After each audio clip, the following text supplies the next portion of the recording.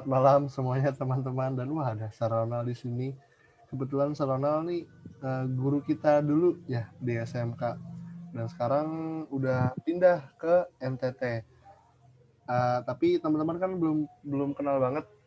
Mungkin kita kenalan dulu kali ya sama Saronal ya langsung. Silakan Saronal dipersilakan mengenalkan diri.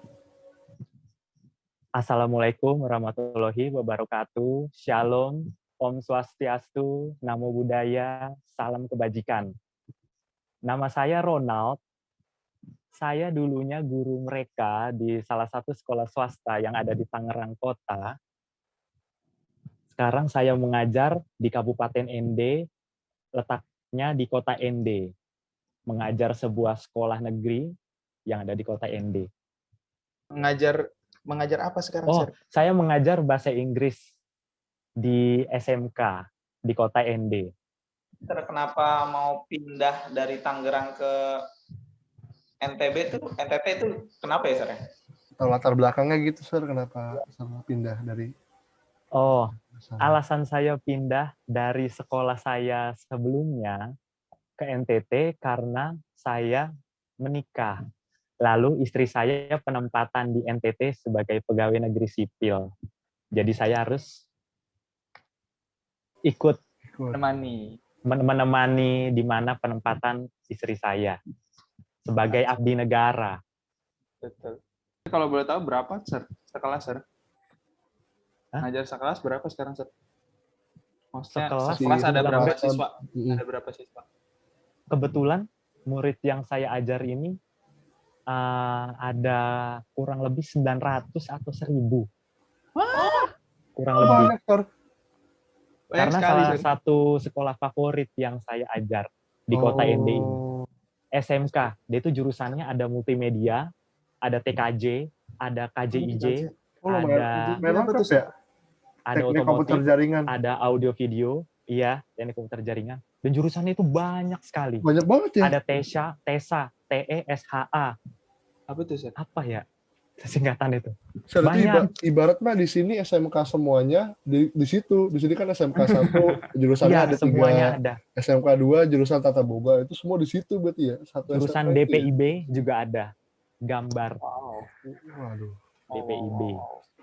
Multimedia yang tadi saya sebutkan. Sir ngajar di semua jurusan itu, Sir? Iya dong ya, Sir. Kebetulan guru bahasa Inggris di sekolah saya itu ada 9. Kelas yang saya ajar itu ada beberapa. Yang jelas semua kelas ada, semua tingkatan. Kelas 10, kelas 11, kelas 12 itu ada. Saya ajar. Dan satu kelas itu muridnya 33. Lumayan. Sama juga, Sir. Kayak di sini kurang lebih. Karena banyak sekali muridnya. Dan itu karena ini juga kali domisilinya agak jauh-jauh gitu ya, Sir. Per sekolah kan kalau di sini sebelah tahu-tahu Bonaf, sebelah lagi Thomas, sebelah lagi langsung ada sekolah lagi gitu. Di sana mah jauh-jauh kali ya. Makanya muridnya ngumpul jadi satu gitu ya. Karena jargon SMK adalah pada saat lulus SMK itu bisa langsung bekerja. Dan juga SMK di tempat saya mengajar mempunyai jurusan yang sangat banyak. Artinya pilihan lapangan pekerjaannya juga luas. Jadi kenapa murid-murid yang tinggalnya ada di desa-desa, di perkampungan, rela membayar harga tinggal di kos untuk bisa sekolah di tempat sekolah saya ajar ini. Karena jurusannya variasi. Baik banget sih itu, Pak. Nah, yang kemarin itu kalau nggak salah aku sempat dengar ada bencana di NTT ya, Sir, kalau nggak salah. Itu namanya Badai Seroja. Oh, itu udah ada namanya. Iya, aku Seroja kamu tahu singkatan dari apa? Beritanya cuma tahu ada singkatan, Sir. Apa? Ada. Serangan roh jahat. Waduh. Nggak serius, kalau singkatannya saya buat sendiri. Tapi Seroja namanya memang.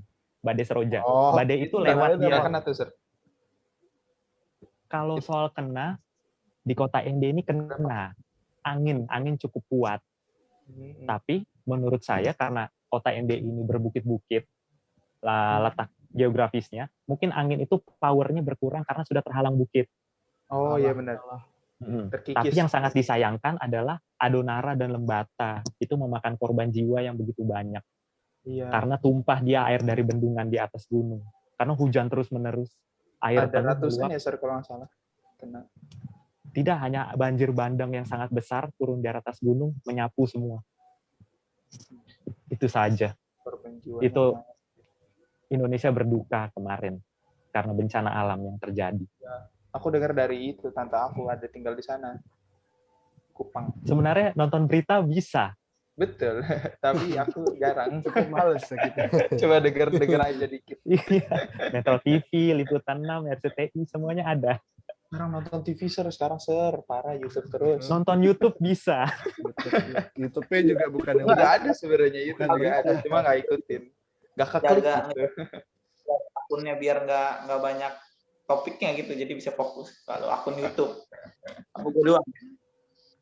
Oh, kamu subscribe, kamu nyalakan lonceng detik.com atau Tribun News. Oh iya benar, Sir. Benar. Setiap Nyalakan kali lonceng. updatean berita Indonesia ini, kamu akan dapat infonya di notifikasi lonceng Iya, di betul. atas tuh.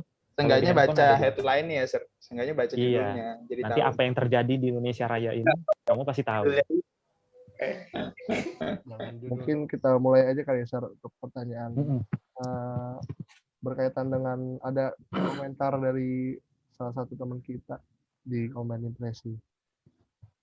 Kita mau nanyain juga, Sar, ke Sar, gimana sih pendapat Sar tentang pembangunan infrastruktur dan pendidikan di Indonesia nih, Sar? Yang kita tahu kan kelihatannya kalau pembangunan infrastruktur itu kayak kurang merata gitu. Nah, itu apakah benar? Dan gimana sih yang sebenarnya terjadi di lapangan gitu, Sar, di sana? Apakah benar nggak merata itu atau sebenarnya sudah cukup? Gitu? Pembangunan infrastruktur ya. Pertama, saya pernah baca satu artikel yang mana itu yang bilang itu Ibu Sri Mulyani. Pemerintah itu terus membangun infrastruktur secara masif guna menggenjot pertumbuhan ekonomi. Mungkin sudah banyak yang menikmati fasilitas mobilitas seperti jalan tol, lalu mal-mal, dan sebagainya. Tapi untuk pembangunan infrastruktur secara merata, Indonesia dari Sabang sampai Merauke, itu gap-nya terlalu jauh. Sebenarnya, sebagai negara demokratis, kita itu lebih diuntungkan sebagai warga negara Indonesia. Kenapa? Karena hal ini memberi ruang kepada kita untuk dari semua kalangan, semua pihak, golongan masyarakat, untuk memberi masukan demi menciptakan kesejahteraan, institusi yang baik, ketegasan hukum, hingga birokrasi yang bersih, efisien, dan transparan. Maksudnya dari pernyataan saya yang tadi itu adalah kita dalam mengambil keputusan harus melibatkan atau mendiskusikan pemimpin-pemimpin daerah seperti stakeholder di tempat itu, misalnya. Sebagai contoh, ada suatu kebijakan dari pemerintah pusat. Kebijakan dari pemerintah pusat itu ingin membangun sebuah infrastruktur di Indonesia Tengah dan Timur. Tapi itu tidak serta-merta langsung ditunjuk pada langsung bangun infrastruktur itu. Tidak bisa. Jadi harus melibatkan pemimpin daerah setempat. Kenapa? Karena setiap daerah di Indonesia adalah mempunyai otonomi daerahnya tersendiri. Misalnya untuk di daerah Aceh mempunyai otonomi daerah sendiri, untuk Sumatera Barat mempunyai otonomi daerah sendiri. Begitupun dengan Nusa Tenggara Timur.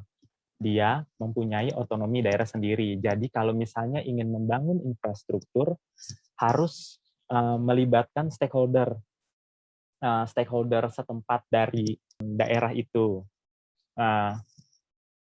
Lalu contoh lain dari pembangunan mall, rumah singgah, atau hotel, saya memberi contoh real apa yang saya alami di sini, yaitu di Kabupaten ND. Setiap pembangunan itu di Kabupaten ND ini tidak merata. Kenapa? Karena mayoritas dari tanah-tanah yang ada di Kabupaten ND merupakan tanah adat. Tanah adat untuk bisa membangun infrastruktur harus melibatkan ketua adat. Kalau sudah melibatkan ketua adat, otomatis harus membuat serangkaian ritual adat. Maka dari itu, untuk pembangunan infrastruktur di Kabupaten Indi menumpuk paling banyak di Kota Ende. Kabupaten Ende dengan Kota Ende itu hal yang berbeda. Memang Kota Ende itu ada di Kabupaten Ende, tapi ibu kota Kabupaten Ende adalah Ende, Kota Ende. Jadi Kota Ende itu sangat padat, bukan berarti Kabupaten Ende itu sudah sempit, sudah kehabisan lahan. Ada, hanya saja semuanya itu ada aturan yang mengatur. Tidak serta-merta kita mau bangun infrastruktur. Dan juga kalau ingin membangun sesuatu, kita harus memperhatikan kontur daerah itu. Kebanyakan tanah di Kabupaten Ende ini, tanahnya tanah bergerak, artinya tanahnya itu bergeser. Jadi cocok atau tidaknya untuk membangun sesuatu, itu harus dilihat juga dari kontur daerahnya.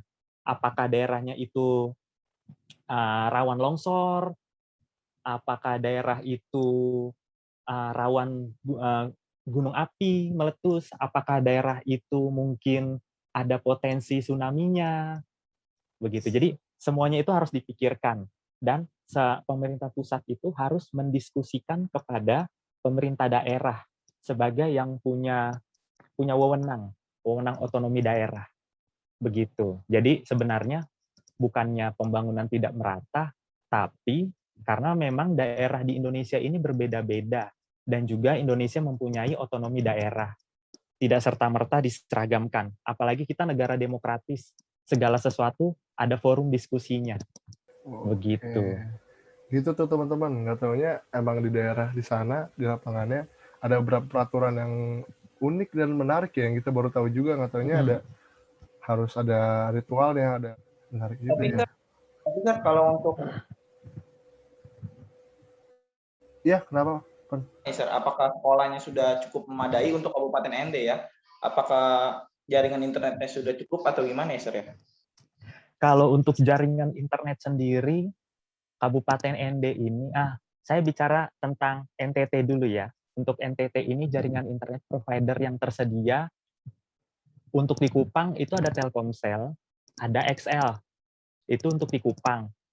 Dan XL jaringannya lumayan kuat. Tapi kalau untuk di daratan Flores, karena NTT itu kan ada daratan Sumba, ada daratan Timur, sama daratan Flores.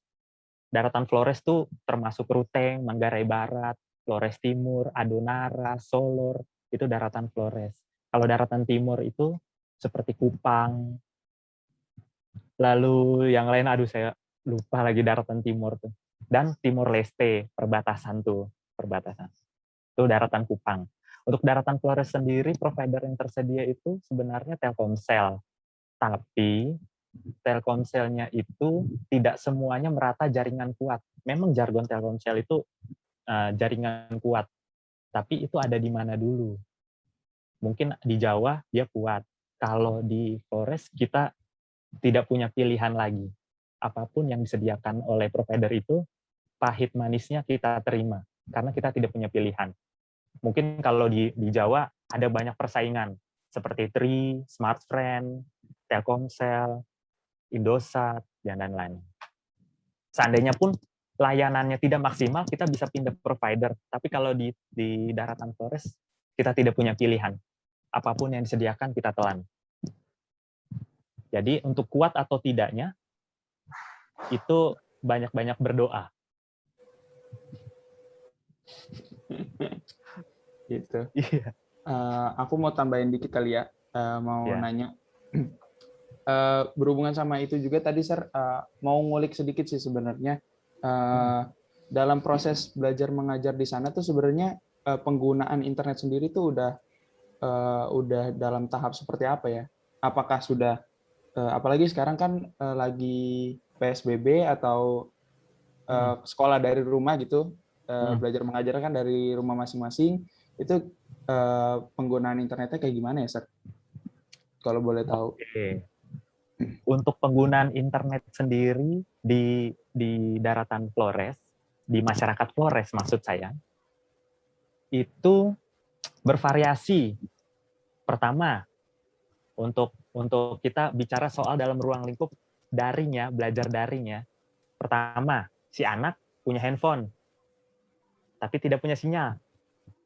Yang kedua, di daerahnya ada sinyal, tapi si anak tidak punya handphone. Yang ketiga, kasus ketiga adalah si anak punya handphone, daerahnya sinyal, tapi tidak punya kemauan belajar. Bervariasi untuk penggunaan dalam proses pembelajaran online, daring, dalam jaringan. Artinya kan si anak di rumah, lalu si guru memberikan tugas. Anggaplah kita ambil kasus si anak mau belajar, dia punya handphone, dia punya jaringan, si anak mau belajar. Tapi untuk bisa mendapat informasi itu tidak maksimal. Seperti halnya kalau misalnya pelajaran matematika kita sedang belajar Pythagoras. Berarti kita harus tahu seluk-beluk Pythagoras itu. Lebih enak kalau kita belajar tatap muka. Ada sesi tanya jawab. Oh, ada kasus berikutnya. Handphone ada, jaringan ada, anaknya kemampuan belajar, gurunya tidak mengerti teknologi. Itu ada banyak kasus. Itu kasus saya kelompokkan sedemikian rupa. Lalu kasus lain adalah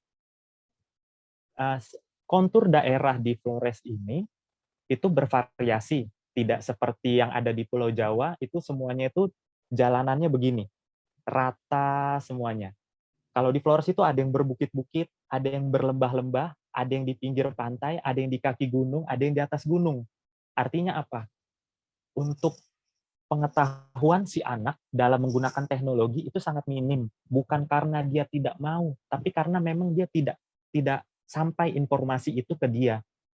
Karena si anak itu kalau setelah dalam kehidupan nyata, dalam setiap sekolah dia nih, pulang sekolah, dia bantu bapaknya berkebun, panen singkong, tanam jagung, panen jagung, tanam padi.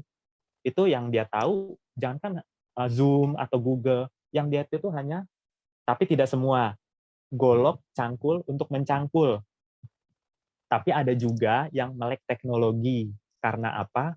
Karena ada pengaruh masyarakat sekitar. Mungkin ada saudaranya yang dari luar NTT datang ke rumahnya lalu mengajarkan teknologi sedemikian rupa. Seperti apa sih YouTube? Bagaimana sih cara membuat video di YouTube? Bagaimana penggunaan aplikasi meeting selain Zoom? Yaitu kan ada Google Meeting, ada apa begitu. Kalau misalnya di sini yang punya pengetahuan teknologi yang luas, itu artinya ada pengaruh dari luar yang masuk ke sini. Begitu. Tapi itu tidak semua.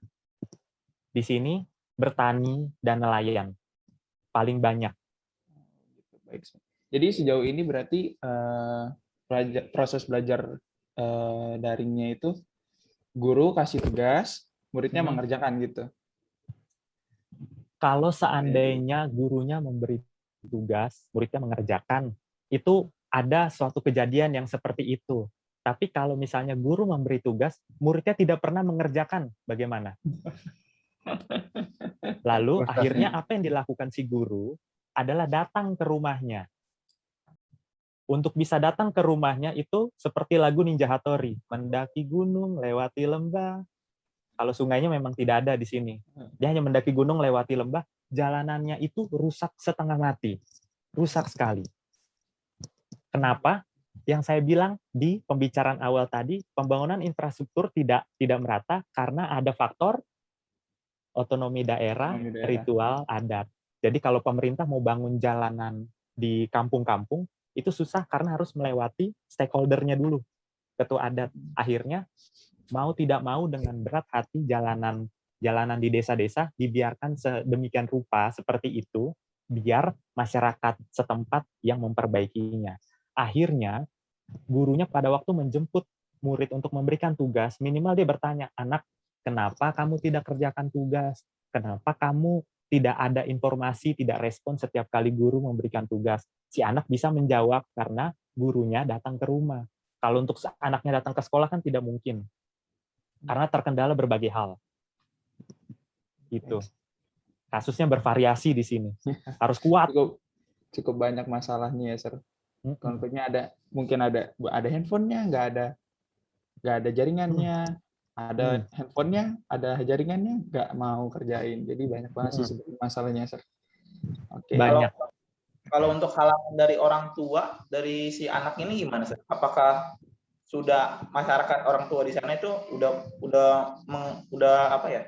Udah menganggap pendidikan itu penting atau masih kayak lebih baik gua aja deh gitu atau gimana? Oke, untuk pandangan orang tua kepada anak,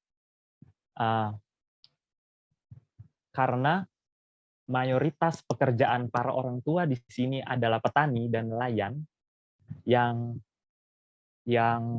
dalam mencari nafkah itu menggunakan otot. Artinya orang tua menyekolahkan anak di suatu sekolah, si orang tua tuh udah percaya 100% di sekolah, artinya si guru pasti lebih tahu dari orang tua. Guru yang mendidik muridnya, guru yang mendidik anak mereka. Nah, oleh karena itu, kontrol yang diberikan orang tua kepada anak ada yang full kontrol, tapi ada juga yang lepas. Kenapa bisa lepas? Karena orang tuanya sibuk bekerja. Ini ladang harus diurus. Ini kapal nelayan harus dipakai untuk mencari ikan. Dan si anak sudah dipercayakan di gurunya. Akhirnya gurunya yang harus bertanggung jawab. Bertanggung jawab atas pendidikannya, gurunya bahkan yang lebih tahu perilaku si anak ini daripada orang tuanya. Kebanyakan, tapi tidak semua. Ada juga yang orang tua menaruh perhatian penuh kepada anaknya. Ada juga yang anaknya itu tidak mau sekolah kalau tidak dibelikan motor. Jadi motor itu bagi dia sangat penting, sampai ancamannya sekolah atau tidaknya. Motornya ada minta RX King, pokoknya yang keren-keren tuh yang bersuara nyaring. Karena di sini kalau suara nyaring itu sudah keren sekali. Gengsinya gitu ya, Sir, di sana ya? Gengsinya suara knalpot ya, Sir. Kalau di gitu. Jawa kurang lebih sama. Polisi. Sama sih, kurang lebih. Begitu. Nah kan tadi udah dari muridnya udah tuh kendalanya, Sir. Terus dari orang tua juga. Terus kalau tenaga pendidiknya di sana tuh gimana sih, Sir? Menurut Sir, kayak apa udah baik atau masih kurang gitu, Sir? Terus kaitannya dengan pendidik itu, tenaga pendidik diasumsikan sebagai kunci dalam proses belajar mengajar tuh menurut Sir gimana ya kira-kira? Oke. Pendapat Sir.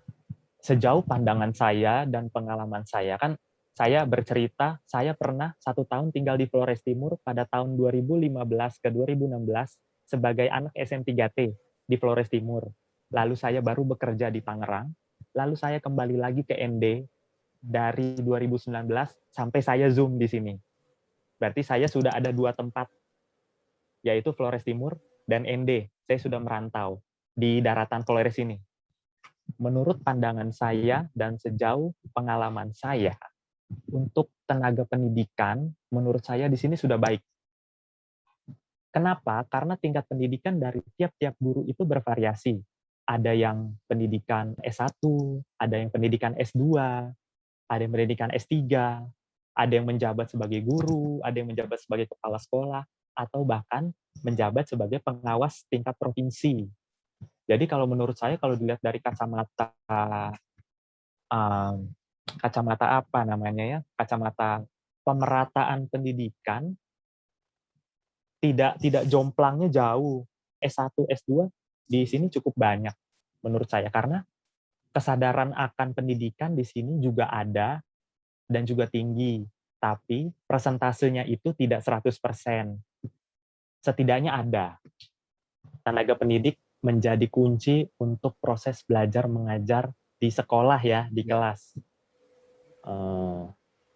Sebenarnya jawabannya itu adalah iya.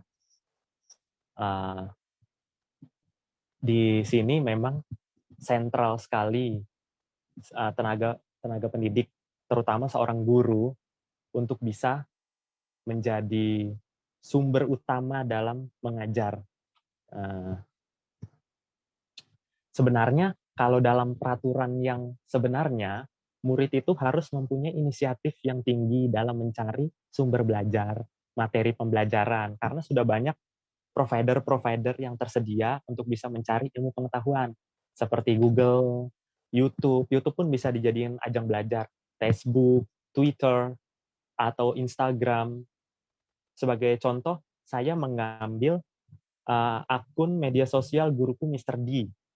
Dia itu kan bisa memberikan pembelajaran bahasa Inggris Oh iya tahu tuh, Sir. Seperti pengetahuan bahasa Inggrisnya terima kasih sebelumnya apa? Thank you in advance, bukan thank you before. Karena itu ada pendalaman grammar. Nah, akhirnya media sosial bisa tahu. Jadi media sosial itu bisa jadikan ajang pembelajaran untuk hal-hal yang tidak dipelajari di sekolah. Untuk kata-kata kiasan, kata-kata sapaan. YouTube pun banyak. Karena ya begitu, media sosial. Guruku Mister D juga bisa mencakup semua media sosial. Ada Instagram, Facebook, YouTube. Itu salah satu sarana belajar dari media sosial. Menurut saya, untuk sejauh, kembali lagi ya, sejauh pandangan dan pengalaman saya, guru di sini sentral sekali. Tiada guru, tiada belajar. Untuk apa ya bahasanya ya? Jadi apa inian utama gitu ya, Sir, buat belajar gitu ya kan. Kalau di Jawa Iya, mungkin bisa YouTube segala macam. Sedangkan di sana kan kalau di Pulau internetnya Jawa mungkin terbatas bisa gitu. memanfaatkan platform-platform Ya, yang ada. sana Tapi kan kalau di sini, guru adalah satu-satunya motivasi. Mungkin buku juga, tapi untuk bisa membuka buku, guru harus menyuruh. Anak, di sini panggilannya anak. Anak, buka dulu halaman 89. Coba kamu baca. Setelah dibaca, maksudnya apa? Maksudnya begini. Ada yang jawab maksudnya, ada yang menjawab pertanyaan, tapi ada juga yang tidak tahu. Sudah baca, tapi dia tidak tahu. Itu bervariasi. ibarat mah guru ujung tombak Lalu, gitu ya, Sir. ujung tombak sekali. Terlebih lagi untuk di daerah-daerah terpencil, seperti Sumba Timur, Sumba Barat, Solor. Kenapa guru menjadi ujung tombak? Karena akses pertama, jaringan internet tidak merata. Bagaimana cara bisa membuka Google kalau jaringan internet tidak merata? Jangankan Google, Facebook pun pakai mode gratis di sini. Karena mode gratis kan pemakaian internetnya tidak terlalu kuat, tidak apa-apa. Tapi kalau YouTube tidak bisa, jaringan internet harus kuat. YouTube kan tidak ada mode gratisnya. Paling mode gratis itu dipakai untuk saling bicara antara satu dengan yang lain tanpa harus mengeluarkan kuota yang sangat banyak. Artinya pengetahuan guru yang didapat dari semasa dia sekolah, pengalaman pendidikannya dia belajar di sekolah, di kampus, atau di sekolah sebelumnya, itu menjadi modal penting sekali dalam mengajar murid-murid di sini. Dan biasanya guru itu adalah menjadi role model satu-satunya kepada anak sekolah, supaya menjadi apa yang guru itu contohkan. Saya mau jadi bapak guru, contoh anak SD di sini. Saya mau seperti bapak guru. Kenapa? Karena bapak guru baik. Pertama itu baik dulu. Yang kedua, bapak guru pintar. Karena anak itu akan menerima apapun yang bapak gurunya bilang. Anak SD. Lalu anak SMA pasti mempunyai idolanya masing-masing. Seperti contoh, di sini paling banyak fans Real Madrid, berarti idolanya Cristiano Ronaldo. Biarpun Ronaldonya sudah pindah. Ya, Ronaldonya boleh pindah, Madridnya belum tetap move on. idola di sini. Jadi apapun yang dilakukan Ronaldo akan dicontoh. Itu contoh dalam dunia entertainment dan olahraga Ronaldo. Tapi kalau dunia nyata yang dilihat mata benar-benar anak ini, yang pertama itu pasti orang tuanya dulu. Setelah orang tua itu guru di sini. Itulah kenapa guru itu menjadi role model paling kuat sebagai contoh dia. Makanya guru itu tidak boleh macam-macam. Misalnya merokok depan anak itu sangat tidak boleh. Kalau dia sudah berani merokok depan anak, artinya si anak boleh merokok. Begitu. Karena contohnya sudah ada. Atau gurunya main judi, tidak boleh. Berarti si anak akan mencontoh, bapak guru saya main judi, berarti saya harus main judi. Si guru mengajarkan bahasa Inggris A, B, C, D, E, F, G, ya anak akan telan bulat-bulat itu. Apa yang diajarkan bapak gurunya atau ibu gurunya. Salah benarnya akan ditelan. Maka dari itu, untuk bisa menjadi guru di sini, itu susah-susah gampang. Tidak terlalu susah, tidak terlalu gampang. Yang penting, hal pertama adalah harus menjadi teladan. Betul. Berarti benar ya, Sir, kalau misalkan diasumsikan bahwa guru itu sebagai diasumsikan guru tuh penting banget lah ujung tombaknya di sekolah, apalagi di daerah-daerah, karena yang jadi role modelnya yang dicontoh oleh murid-murid tuh semuanya dari guru, karena referensinya yang masih kurang. Harapannya sebenarnya murid-muridnya bisa ditambah referensinya dari internet gitu, itu lebih mudah, dari buku itu lebih mudah lagi untuk anak-anak tuh nggak harus lihat dari gurunya gitu, bisa belajar sendiri. Harapannya ke depannya bisa lebih anak-anak bisa nyari dan belajar sendiri ya sebenarnya. Itulah kenapa selain pintar, kita harus dituntut menggunakan hati. Segala perilaku yang kita lakukan itu awalnya dari hati. Misalnya kalau hati kita baik, otomatis apa yang kita lakukan itu baik. Misalnya kita mengajar, itu diwajibkan datang tidak boleh terlambat. Itu berarti kita harus mempunyai hidup berintegritas. Kalau misalnya sekolah masuk jam 7, ya datangnya jam 7, jangan jam 8. Kenapa kita bisa hidup berintegritas? Karena dimulai dari sini, dari hati. Bagaimana? Soalnya biasanya jam 7 baru jalan, Sir. Disuruh datang jam 7 baru jalan. Itu tentatif, tergantung perjanjian kamu dengan bos. Tapi kalau dalam ruang lingkup pendidikan, kita sudah punya pakem. Kalau di Indonesia Barat, masuknya jam 6:30, benar kan? Kalau di sini jam 7, bukan 6:30. Kenapa? Karena kembali ke penjelasan saya di awal, otonomi daerah. Oke, otonomi daerah Jakarta 6:30 masuknya, tapi di Indonesia Tengah dan Timur tidak. Otonomi daerahnya tidak menganut masuk jam 6:30 pagi, jam 7, tergantung. Aturan masuknya juga beda berarti ya, Sir, sama di sini gitu ya, Sir. Iya, mungkin kalau di Indonesia Barat itu pulangnya bisa seperti kita di sekolah SMK dulu, kita pulang jam berapa? Jam 3, jam 2.45 ya, jam 2.45 sama jam 3:30. Kalau nggak salah ya. 2.45, 3:30. Kalau di sini mayoritas seragam, jam 1.55 atau 1.50 itu sudah pulang. Tapi sekolahnya Senin sampai Sabtu. Full day school apa ya namanya? Iya, itu namanya. Senin sampai Sabtu, hari Sabtu pun masuk. Kalau hari Jumat, pulangnya jam 11. Kalau bahan bacaan gitu, Sir, di sana tuh udah oke atau gimana ya, Sir? Bahan bacaan, kan kalau internet kan itu kita kayaknya di sini masih terlalu susah nih untuk ngurusin. Kalau untuk bahan bacaan di sana tuh gimana? Buku-bukunya gimana?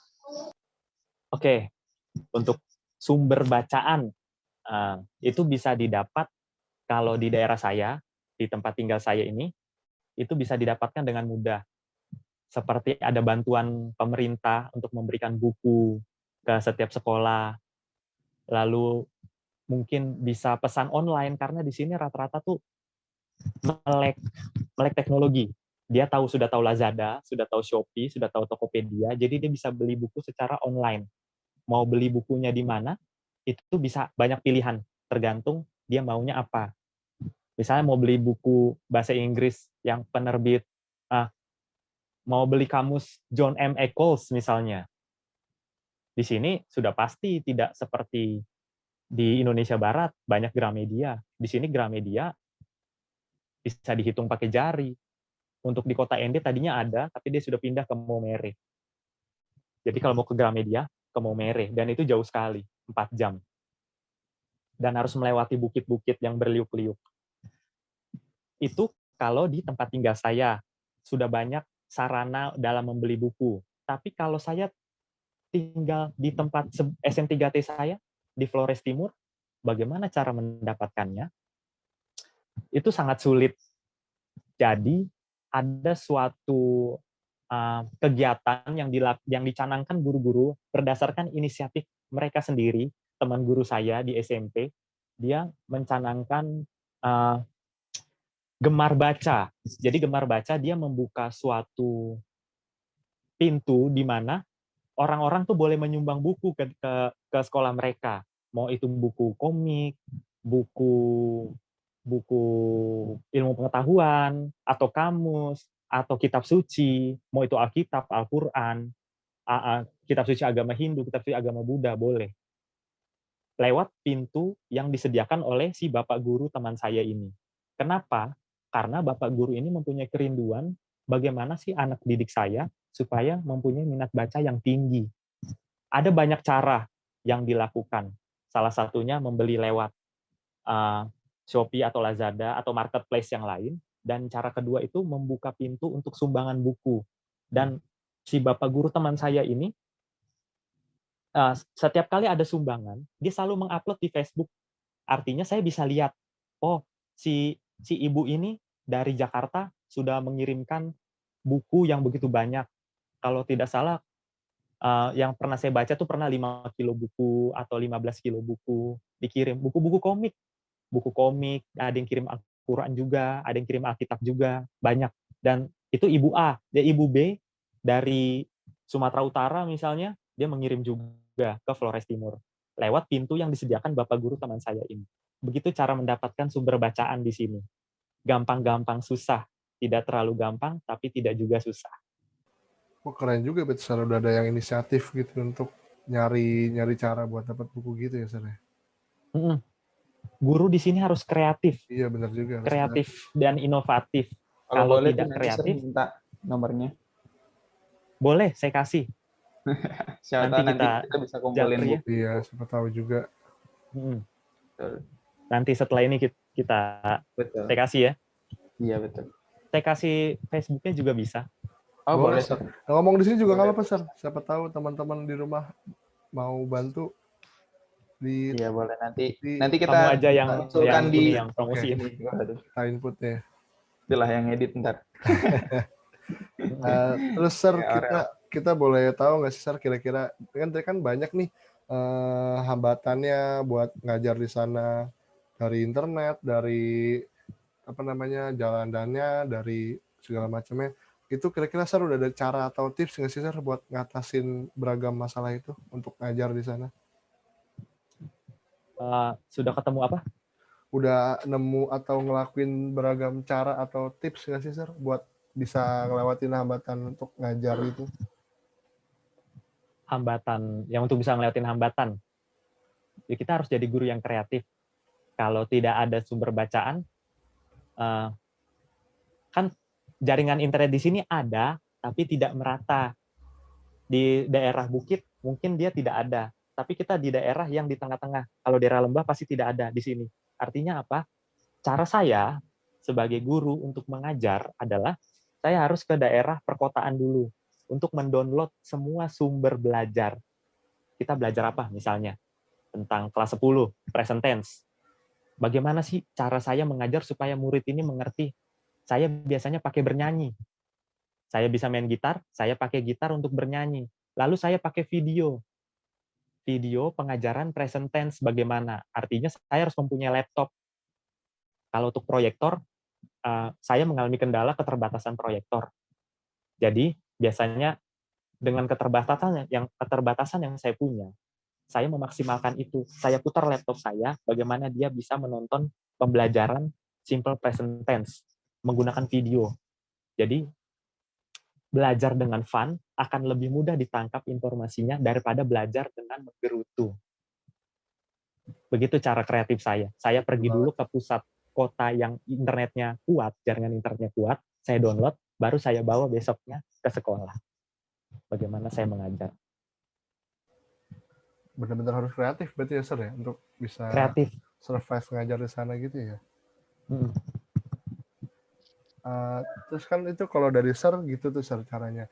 Terus kalau misalkan dari anak-anak itu, dari kurangnya fasilitas sekolah itu, apa semangat mereka jadi padam, atau justru malah mereka jadi semakin semangat gitu Sir, jadi pengen buktiin kalau kita tuh juga bisa loh, atau gimana Sir? Dari penglihatan Sir. Dengan keterbatasan yang kita miliki, menurut dari pengalaman saya, anak-anak itu harus diberi suntikan semangat. Kenapa? Minimal dia tuh harus mau datang dulu ke sekolah. Kalau dia tidak datang ke sekolah, artinya kita tidak bisa memberikan ilmu. Itu di mana-mana begitu. Itulah kenapa guru itu menjadi contoh penting, role model paling utama supaya anak-anak itu mau patuh kepada gurunya. Kalau gurunya datangnya terlambat terus, anaknya tidak akan patuh. Atau gurunya mengajarnya tidak sesuai dengan, eee, kalau dalam belajar itu ada namanya kompetensi dasar dan kompetensi inti, KIKD. Kalau belajarnya sudah melenceng dari KIKD yang sudah diberikan pemerintah, artinya ini sudah bertolak belakang. Itu murid pasti tidak akan mengerti. Loh, kelas yang lain kok belajar tentang materi A, kenapa saya diajari materi B? Karena gurunya tidak sesuai dengan kompetensi. Artinya ada suatu miskomunikasi antara kelas A dan kelas B. Dan anak itu akan bertanya-tanya. Kalau dia sudah bertanya-tanya, ada kemungkinan loh, dia tidak percaya lagi pada gurunya. Karena dirasa gurunya ini tidak sungguh-sungguh mengajar. Pertama, memang peran guru ini penting sekali. Anak supaya semangat, guru itu menanamkan kepercayaan kepada si anak, supaya anak itu termotivasi, peran guru. Begitu saya rasa. Emang balik lagi guru jadi ujung tombak banget ya, Sar. Mm-mm. Kayaknya nggak cuma di sana juga sih, Sar. Di sini kalau di wilayah sini pun kalau gurunya juga malas-malesan, ngajarnya juga bosenin, kita juga akan jadi malas gitu sih ya, Mas. Emang benar-benar. Tapi perbedaannya adalah kalau di daerahmu sekali ditegur menurut, di sini ditegur melawan. Oh gitu, Sar. Maka dari itu hal utama adalah si anak harus menjadikan guru itu idolanya dulu. Supaya apa? Ditegur pelan, dia menurut, tidak melawan balik. Karena di sini keras. Oh gitu, Sar. Salah-salah dikit berbahaya. Semakin guru tuh harus sempurna dulu gitu ya, Sir. Kurang lebih jadi supaya muridnya biar mau ngikutin gitu ya. Harus sambil latih gitu kali ya, Sar. Harus menjadi teladan, tidak harus sempurna. Oh iya. Kita saling mengerti, karena kesempurnaan hanya milik Tuhan. Teladan itu bisa kita lakukan dengan cara datang ke sekolah tidak terlambat, mengajar dengan sepenuh hati. Semua itu berasal dari hati. Kita harus bisa menjadi seorang guru yang berintegritas. Benar-benar. Oke. Aurel gimana? Sir, kalau anak-anak di sana itu mereka maunya jadi apa sih? Maksudnya di sana tuh beragam nggak? Apa ya, ada yang mau jadi editor, ada yang mau jadi eksportir, atau ada yang mau jadi 3D artis gitu. Itu gimana? Atau mereka masih ya udah belajar sekolah ya untuk belajar aja. Mereka cuma nganggap kalau sekolah itu yang penting jadi lebih baik gitu. Atau mereka udah punya beragam tujuan-tujuan gitu. Oke. Untuk bisa mengetahui anak itu cita-citanya mau kemana, itu kembali lagi kepada tugas guru. Sedini mungkin, guru itu harus menceritakan, menjelaskan peran-peran lapangan pekerjaan yang ada di Indonesia. Kalau misalnya ingin menjadi tentara, berarti kamu harus menjaga kesehatan supaya bisa ikut tes fisik. Tapi jangan lupa belajar matematika juga, belajar IPS juga, atau belajar mata pelajaran yang lain yang ada sangkut pautnya dengan tes untuk bisa masuk tentara. Kalau misalnya mau jadi entrepreneur yang buka toko, berarti kamu harus jago matematika. Kamu juga harus punya modal. Untuk bisa punya modal gimana? Kamu jangan boros. Jangan, kalau punya uang sedikit, itu ditabung. Jangan langsung berfoya-foya. Kalau mau jadi editor misalnya, kamu harus belajar masuk ke kelas jurusan multimedia. Karena di situ akan diajari teknik-teknik untuk mengambil gambar bagaimana mengedit video.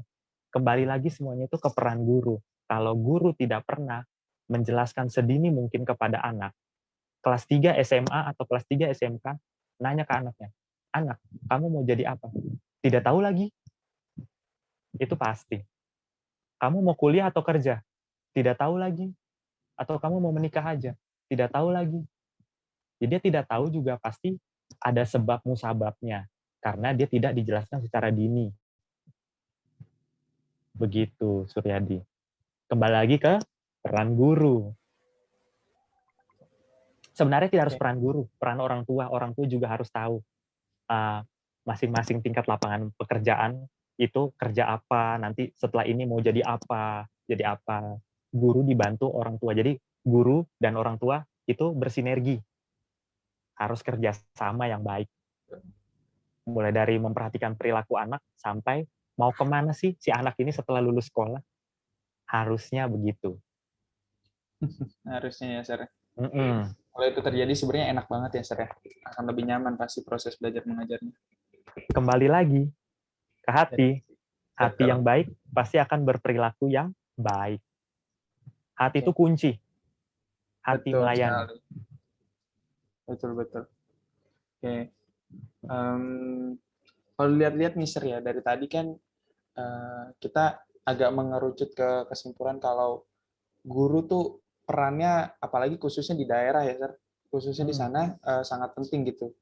Nah, untuk itu sendiri sebenarnya kita ada beberapa isu-isu gitu yang sering beredar kalau misalkan kemakmuran guru tuh di Indonesia mungkin agak kurang, sehingga guru-gurunya juga padahal jadi ujung tombak tapi nggak bisa maksimal dalam mengajar, nggak bisa, jadinya kurang leluasa untuk inovasi, kurang leluasa untuk jadi kreatif yang saya tadi bilang juga kan, guru juga di sana harus dituntut kreatif. Nah, kalau di sana sendiri dari lapangannya gimana, Sir, untuk kemakmuran guru itu sendiri, kesejahteraan Sir sebagai guru di sana seperti apa? Bisa dijabarkan kalau boleh. Oke. Pengalaman saya, kita kembali lagi ke pengalaman saya. Sejauh yang saya alami untuk bisa menjadi guru di sini, saya beritahu satu hal. Kalau mau jadi kaya, jangan jadi guru. Kalau mau menjadi berkat, salah satunya bisa jadi guru. Tapi kalau mau menjadi kaya, jangan jadi guru. Jadi pengusaha. Atau jadi kerja kantoran yang gajinya bisa 10 juta sebulan. Kalau untuk tingkat kesejahteraan dari guru, Indonesia itu dari Sabang sampai Merauke. Tingkat kesejahteraan guru dari Sabang sampai Merauke itu berbeda-beda. Kenapa? Kembali lagi ke otonomi daerah. Saya ambil contoh, kita bicara soal ruang lingkup pegawai negeri sipil ya. Memang, kalau yang kita tahu, yang sering kita lihat, memang pegawai negeri sipil itu sepertinya makmur. Tapi makmur, kaya, hidupnya enak, saya beritahu, itu pegawai negeri sipil instansi apa dulu, dan di daerah mana dulu. Karena kembali lagi ke otonomi daerah. Kita bicara kesejahteraan, kita bicara soal tunjangan guru. Tunjangan guru yang ada di Aceh, tunjangan guru yang ada di Jakarta, tunjangan guru yang ada di NTT, itu berbeda besarannya. Semuanya itu kembali lagi ke kebijakan daerah setempat. Mungkin tunjangan di Jakarta itu besar, tapi kita tidak bisa menyamaratakan tunjangan di NTT juga besar. Karena APBD-nya pun berbeda. APBD Jakarta sekian rupiah, mau miliar atau berapa, tapi APBD NTT berbeda. Dan itu semua sudah ada anggarannya untuk membayar tunjangan guru, tunjangan, kesejahteraan, gaji pokok, semuanya. Jadi, kalau bicara soal kesejahteraan, itu jomplang setiap daerah di Indonesia.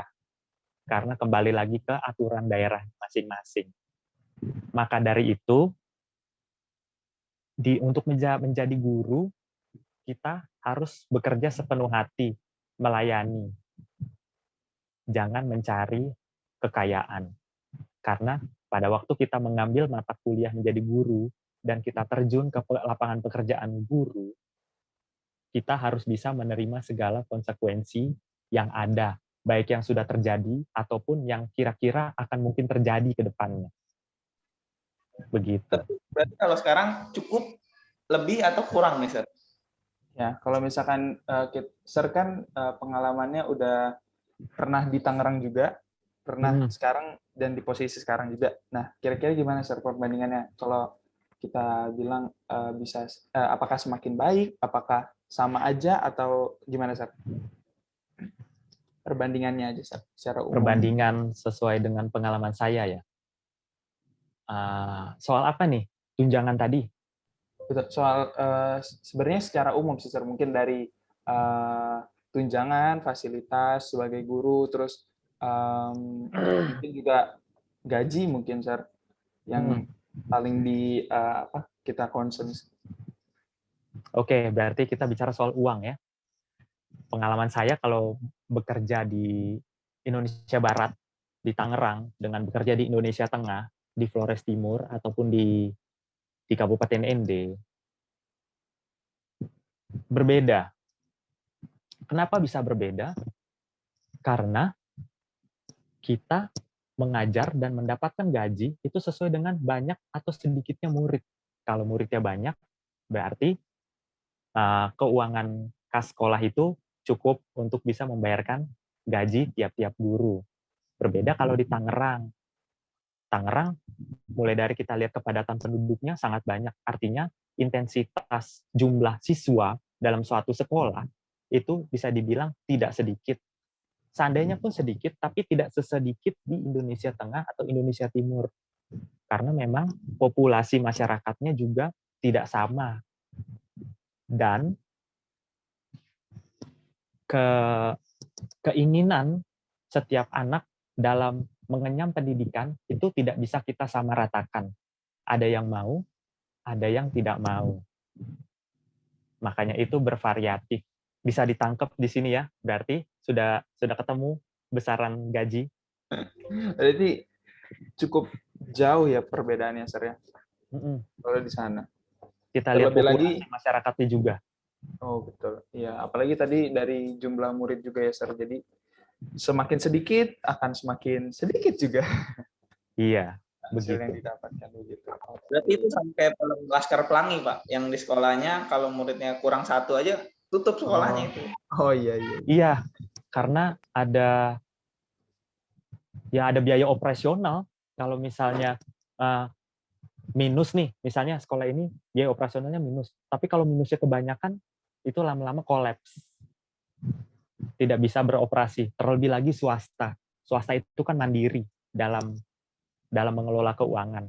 Beda halnya dengan negeri, dibantu pemerintah. Begitu. Oke, gitu. Kayaknya Aurel sudah udah kali ya? Udah, cukup. Oke. Luar biasa. Terima kasih ya, Sir. Udah. Ini kita less than 1 menit. Pengen lagi sih sebenarnya.